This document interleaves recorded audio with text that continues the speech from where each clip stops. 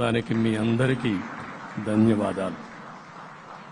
రేపు ప్రమాణ స్వీకారానికి నరేంద్ర మోడీ గారు ప్రధానమంత్రిగా వారు వస్తున్నారు.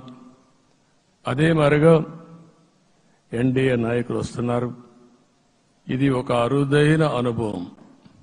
అంటే నేను 4వసారి ముఖ్యమంత్రిగా ప్రమాణ స్వీకారం చేస్తున్నాను కానీ ఈసారి దీనికి ఉండే ప్రాధాన్యత, ప్రజలు మన మీద పెట్టుకున్న నమ్మకం, నష్టపోయారు, ఇబ్బందులు పడ్డారు, మన మీద హోప్ పెట్టుకున్నారు. తిరిగి నేను ఒక్కడినే చేసే కార్యక్రమం కాదు, అందరం సమిష్టిగా మళ్లీ ప్రజలకు రుణం తీర్చుకునే సమయం ఆసన్నమైంది. దానికి ఈ రాష్ట్రానికి పూర్తిగా కేంద్ర సహకారం అవసరం. నిన్న పోయినప్పుడు కూడా నేను చాలా స్పష్టంగా కేంద్ర నాయకత్వాన్ని కోరాను. అటు అమిత్ షా గారిని, అదే మరి ప్రధానమంత్రి గారిని అందరినీ కోరాం. పూర్తిగా సహకరిస్తామని వారు హామీ ఇచ్చారు.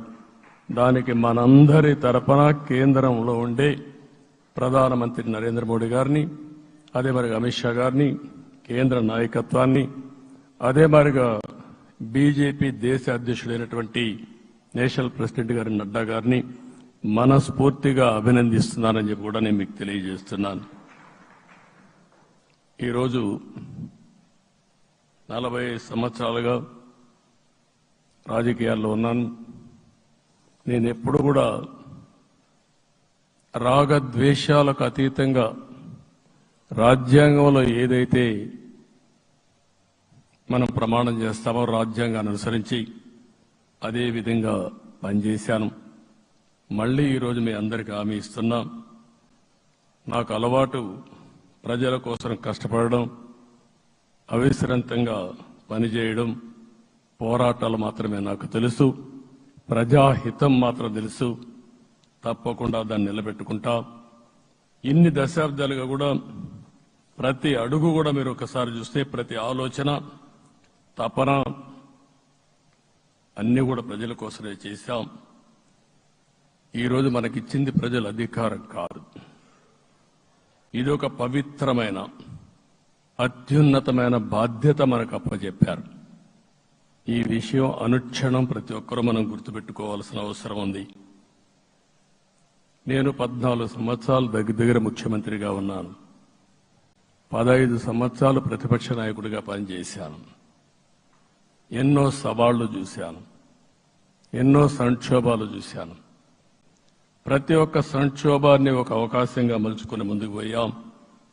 ఈరోజు కూడా మీకు అందరికీ, ఈరోజు రాష్ట్రంలో మనం చూస్తే చాలా సమస్యలున్నాయి. నా అనుభవాన్ని మొత్తం తీసుకుని పూర్తిగా మీ అందరి సహకారంతో, మిత్రులు పవన్ కళ్యాణ్ గారి సహకారంతో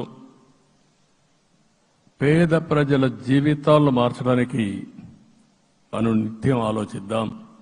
అది చేసి మన నిజాయితీని, మన కృతజ్ఞతని ప్రజలకు తెలియజేద్దాం. అందుకని ఇంకొక పక్క మీరు ఆలోచిస్తే రాష్ట్రం పూర్తిగా శిథిలమైపోయింది. దెబ్బతినని వర్గం అంటూ లేదు. అందుకనే ఓసారి ఆశ్చర్యం కూడా వేస్తుంది. ఈ రాష్ట్రం నుంచి కూలి పనుల కోసం వేరే రాష్ట్రాలకు వెళ్లిన వ్యక్తులు సొంత డబ్బులు పెట్టుకుని